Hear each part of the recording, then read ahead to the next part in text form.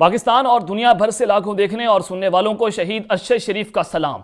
नाज़रीन, पाकिस्तान इस वक्त डिसाइसिव मोड पर खड़ा हुआ है और जब मैं ये बात करता था कि पाकिस्तान नाजुक मोड पर है तो बहुत सारे लोग ये कमेंट्स किया करते थे कि जनाब आप हमेशा ये बात करते हैं कि पाकिस्तान नाजुक मोड पर है। जनाब आज जो बयान सामने आ चुका है पाकिस्तान की फौज के सरबराही इदारे की जानिब से वो इंतहाई इंपॉर्टेंट है। इस वक्त पाकिस्तान इस नहज पर पहुंच चुका है कि पॉइंट ऑफ नो रिटर्न की जानिब हालात बढ़ चुके हैं और अगले चंद घंटे, ये दिनों और हफ्तों की बात नहीं रही बल्कि अगले चंद घंटे जो हैं वो इंतहाई इंपॉर्टेंट है, इंतहाई क्रूशल स्टेज पर आज पाकिस्तान पहुंच चुका है और ये अलार्मिंग सिचुएशन है कि खतरे की घंटियां बज नहीं रही बल्कि खतरे की घंटियां बज चुकी हैं।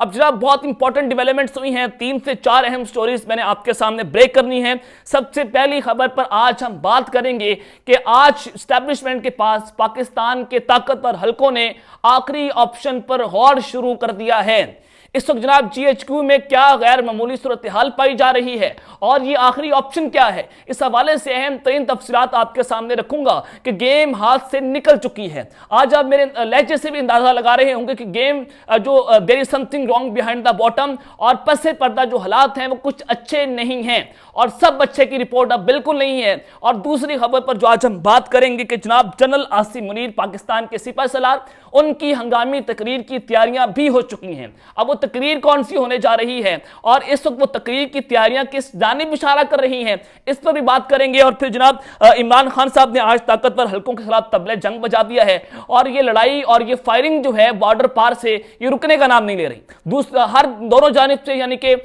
उधर से भी ताकतवर हल्के भी वार कर रहे हैं और खान साहब भी वार कर रहे हैं। अब खान साहब जो है उन्होंने तमाम कश्तियां जलाने का फैसला कर लिया है। आज उनकी जमान पार्क में एक अहम तरीन मुलाकात हुई है, उस मुलाकात की अंदरूनी कहानी आपके सामने रखूंगा। और फौज के सुप्रीम कमांडर ने भी आज बाकायदा तौर पर अपने हाथ उठा लिए हैं और उसने ये साबित कर दिया हाथ उठाकर कि उनके इख्तियार में अब कुछ नहीं रहा। ये तमाम तफसीलात आपके सामने रखूंगा, लेकिन अगर आपने चैनल को सब्सक्राइब नहीं किया चैनल को लाजमी सब्सक्राइब कर लें, बेल आइकन को दबा दें। आने वाली तमाम तरह अपडेट्स आपकी खिदमत में बर वक्त पेश होती रहें। नाज़रीन, पाकिस्तान आज डिफॉल्ट हुआ एक शख्स की वजह से जिसने रजीम चेंज किया और आज वो एक शख्स कह रहा है कि जनाब इमरान खान साहब मुल्क के लिए खतरनाक थे। तो उस दौर में पाकिस्तान जो है वो 6% तरक्की कर रहा था। खान साहब के दौर में पाकिस्तान के जो ज़र मुबादला के ज़खायर हैं वो तकरीबन 16 अरब डॉलर के करीब थे। लेकिन जनाब जैसे ही ये रजीम चेंज होता है पाकिस्तान के साबिक DGI SPR एक प्रेस कॉन्फ्रेंस करते हैं जिसमें उन्होंने कहा कि जिस दिन नई हुकूमत आई है पाकिस्तान का स्टॉक एक्सचेंज जो है वो बढ़ता चला जा रहा है। सबसे पहले उनको कटहरे में लाकर खड़ा करें, उनसे पूछें कि जनाब जो आपने उस प्रेस कॉन्फ्रेंस की थी जिसमें आपने PDM की हुकूमत को सपोर्ट किया था, तो आप बताएं कि आज पाकिस्तान टेक्निकली तौर पर डिफॉल्ट कर चुका है, आज पाकिस्तान के बारे में ओपनली बातें होना शुरू हो चुकी हैं, अब उसका जिम्मेदार कौन है? तो अब सारी सूरत हाल में गरीब आदमी को कहते हैं कि दीन की दूरी है, कभी ये कहते हैं कि जनाब आप पत्ती कम पी लें, कभी कहते हैं चाय कम पी लें। तो जनाब हुआ ये है कि एहसन इकबाल साहब ने एक खबर चलाई जियो न्यूज़ थे कि किफायत शहरी मुहिम जो है वो हुकूमत ने शुरू कर दी है और एहसन इकबाल ने अपनी सरकारी गाड़ी को वापस कर दिया है। अब मैं उसकी असल वजह आपको बताता हूं कि एहसन इकबाल ने सरकारी गाड़ी को क्यों वापस किया है। और उस सारी रिपोर्ट के मुताबिक एहसन इकबाल ने सरकारी पेट्रोल और सरकारी गाड़ी का इस्तेमाल जारी रखने का फैसला किया है। अगर इतने ये मर्द के बच्चे, अगर जनाब इतना इनको पाकिस्तान का दर्द है, अपनी सरकारी गाड़ी वापस करें, जो उन्होंने हराम का पैसा खाया पाकिस्तान के बैंकों में लाकर बिठाएं और कहें कि हम पाकिस्तान के खैर ख्वाह हैं। पाकिस्तान को टेक्निकल तौर पर डिफॉल्ट कर दिया, गरीब के ऊपर जनाब ये एटम बम आए रोज गिरा रहे हैं, शब खून रातों को ये लोग मारते हैं। पूरे 2000 वाली खातून जो है वह टीवी पर आपको नजर नहीं आती और आज हमें ये भाषण दे रहे हैं कि हम जो है वो किफायत शहरी की मुहिम चला रहे हैं। तो जनाब वफाकी वजीर ने सरकारी गाड़ी या सरकारी पेट्रोल लेने से मुआसरत नहीं की बल्कि उन्होंने V8 4500 सीसी लैंड क्रूजर गाड़ी वापस लेने के लिए खत लिखा है। उन्होंने कहा कि जनाब मुझे V8 गाड़ी दी जाए, उन्होंने माजरत नहीं की। और क्योंकि वज़ीर-ए-आज़म ने के मंजूर करदा रूल्स के तहत वफाकी वजीर जो है वो 1800 सीसी गाड़ी रखने का मुजाज होता है, तो इस वजह से उन्होंने 1800 सीसी गाड़ी लेने का फैसला कर लिया है। ये जनाब असल हकीकत है। आपको जनाब जो जियो न्यूज़ जो सारा प्रोपागेंडा करके आपको बताता है तो उसके पीछे कोई ऐसी वजह नहीं है। अब एक और खबर है कि पेट्रोलियम मसनूआत की कीमतें जो हैं वो 2 दिन पहले बढ़ी, 22 रुपए तक बढ़ाई गई। अब जनाब कुछ और बड़ा होने जा रहा है। अब तेल की जो पेट्रोलियम मसनूआत की कीमतें हैं उसमें मजीद इजाफे का इम्कान है और तेल कंपनियां पेट्रोलियम मसनूआत की कीमतें मजीद बढ़ाने पर बजीद हैं। कंपनियों ने फसल की कटाई के दौरान तेल फराहम न करने की धमकी दे दी है। रुपए की बेकदरी से कंपनियों को 35 अरब 90 करोड़ रुपए का नुकसान हुआ है, जो हुकूमत को खत लिखा गया है उस खत का यह मतन है। अगर पेट्रोल महंगा ना हुआ तो पाकिस्तान में पेट्रोल की शॉर्टेज आ जाएगी और आप देखेंगे कि लोग सड़कों के ऊपर मरेंगे। जाहिर है जब पेट्रोल नहीं होगा ट्रांसपोर्टेशन आपकी बंद हो जाएगी, आपकी जनाब बहुत सारे कारोबार बंद हो जाएंगे और जो गरीब लोग पेट्रोल के ऊपर इंसार करते हैं, अपनी मंडियों तक जो है वो फल सब्जियां बेचते हैं, जब उनका गुसर बसर जो है वो बंद होगा, जब फसल की कटाई नहीं होगी तो सड़कों के ऊपर आप लोग मरते हुए देखेंगे। और यही एहसन इकबाल ने कहा था कि जब IMF के साथ हमारी डील होगी तो पाकिस्तान में आप जनाब हर जगह पर दंगे फसाद देखेंगे और लोग सड़कों के ऊपर निकल आएंगे। और आज पाकिस्तान में ये डील हो रही है IMF के साथ, पाकिस्तान की अवाम पर शफकुन मारा जा रहा है, तो सूरत हाल वही बनती हुई नजर आ रही है जो पाकिस्तान के वफाकी वजीर जिन्होंने एक नई गाड़ी लेने के लिए हुकूमत को खत लिख दिया है उनकी जानिब से।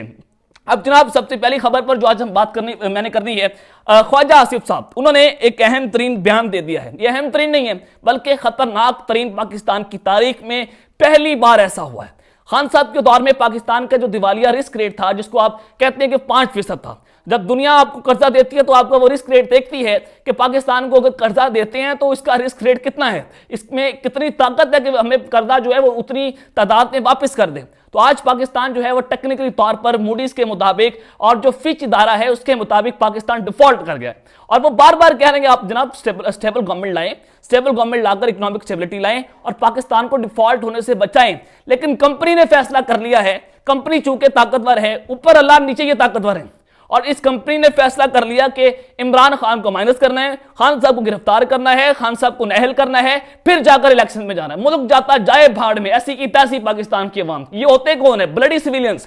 तो जनाब हुआ ये है कि हालात इस नहज पर पहुंच चुके हैं कि पॉइंट ऑफ नो रिटर्न की जानिब ये अलार्मिंग सिचुएशन है पाकिस्तान के लिए, और मुआशी दहशतगर्द जो है वो अब एटमी असासे बेचने पर आ चुकी है।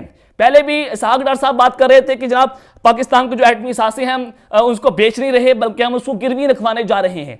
आज ख्वाजा आसिफ जो कि वफाकी वजीर दिफा हैं, यह आपने गौर करना है कि वफाकी वज़ीर दिफा जिसके ज़ेली फौज आती है, जिसके नीचे GHQ का इदारा आता है, और जो आर्मी चीफ की मंजूरी होती है, जो आर्मी चीफ की सीनियरिटी लिस्ट भेजना होती है, वो भी GHQ जो है वफाकी वज़ीर दिफा को भेजते हैं, वज़ारत दिफा को भेजी जाती है। तो इस सारी सूरत हाल में आपने गौर करना है कि वो वज़ीर दिफा जिनके अंडर पाकिस्तान के एटमी असासे आते हैं, जो पाकिस्तान की नेशनल सिक्योरिटी होती है, तो जनाब आज उसको कंप्रोमाइज करने, आज उसको सरेंडर करने के लिए तैयार हो चुके हैं। और ये आपके लिए समझना जरूरी है। यही वज़ीर दिफा जो है उनका बयान आज सामने आया है। उन्होंने कहा कि दीन की धूल की वजह से हम कामयाब कौम नहीं बन सके। अब ये वो लोग बात कर रहे हैं जिनके मरियम नवाज हो, मैं खातून के ऊपर इस तरह का एलिगेशन लगाना नहीं चाहता। जो भी सियासतदानों की वीडियोस निकालें, चाहे खान साहब की देख लें, अब ये वो लोग हैं जो रास्ते मदीना का मंजन भी आपको बेचते रहे। ख्वाजा आसिफ भी यही बात करते थे, पूरी नून लीग ये बात करती थी कि जी इस्लाम हो वो हो, और इनकी सबसे ज्यादा गंदी वीडियोस आती हैं। सारे के सारे एक हमाम में नहाते रहे, सारे के सारे नंगे हैं एक हमाम के अंदर, और ये लोग हमें बता रहे हैं कि दीन की दूरी की वजह से हम कामयाब कौम नहीं बन सके। हम सबको अपने गिरबान में झांकना चाहिए। तमाम मसाइल का हल हमारे पास है, IMF के पास हमारे नहीं है, और हमारे पास मौजूद वसाइल से हम इस्तेफादा नहीं कर सकते। और उन्होंने सबसे इंपॉर्टेंट बात की है कि हम एक दिवालिया मुल्क में रहने वाले हैं। हमारा मुल्क दिवालिया हो नहीं रहा बल्कि हमारा मुल्क दिवालिया हो चुका है। ये समझना आपके लिए जरूरी है कि सरकारी सतह के ऊपर पाकिस्तान की इंतहाई इंपॉर्टेंट मिनिस्ट्री ये बात कर रही है कि पाकिस्तान अबाउट टू डिफॉल्ट नहीं है बल्कि पाकिस्तान डिफॉल्ट हो चुका है।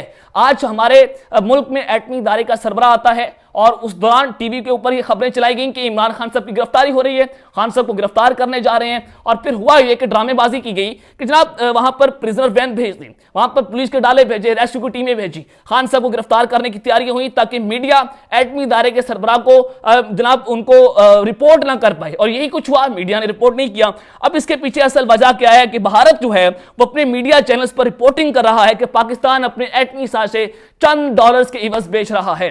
अब इसके ऊपर वफाकी वज़ीर दिफा को वजाहत देनी चाहिए, और पाकिस्तान तहरीक इंसाफ ने वफाकी वज़ीर दिफा से ये वजाहत मांग भी ली है कि हमें फौरी तौर पर इस बयान की वजाहत दें। और इसहाक डार ने और ख्वाजा आसिफ जैसे दुश्मन जो हैं वो मुल्क से खुलकर खेल रहे हैं। इस शख्स का वज़ीर दिफा होना सिक्योरिटी रिस्क है। इसहाक डार इस बयान की फौरी वजाहत करें। पाकिस्तान तहरीक इंसाफ के रहनुमा फवाद चौधरी साहब ने ट्वीट कर दिया है।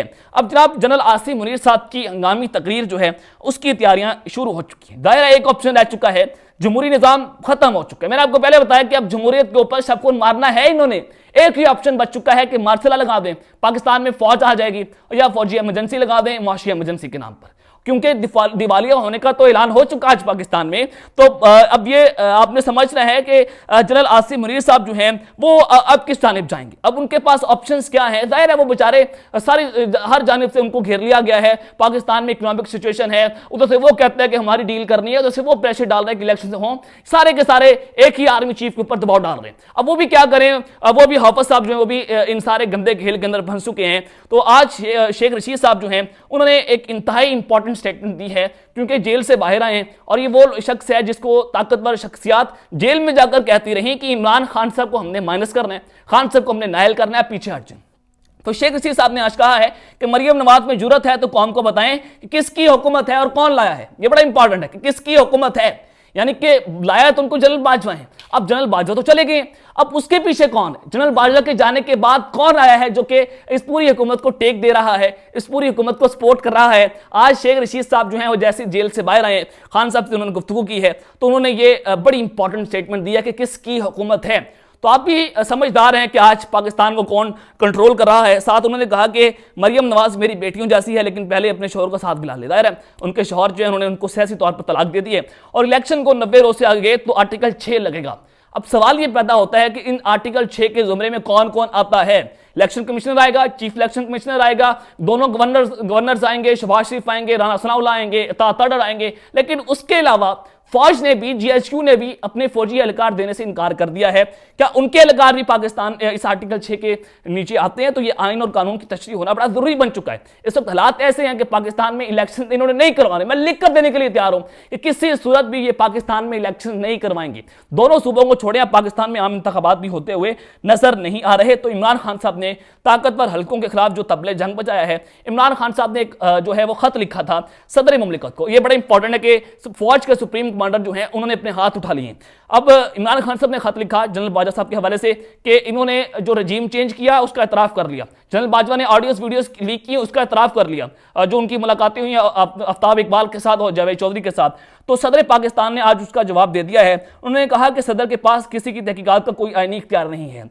अब वही बात है कि दायरा एस्टैब्लिशमेंट जो अपने पेटी भाई को प्रोटेक्ट करती है। अंसार अब्बासी साहब ने कहा कि अब जितना मर्जी जोर लगा ले, खान साहब जितना मर्जी जोर लगा ले, ये जनरल बाजवा को सदा नहीं दे सकते। एस्टैब्लिशमेंट कभी भी ऐसा नहीं होने देगी।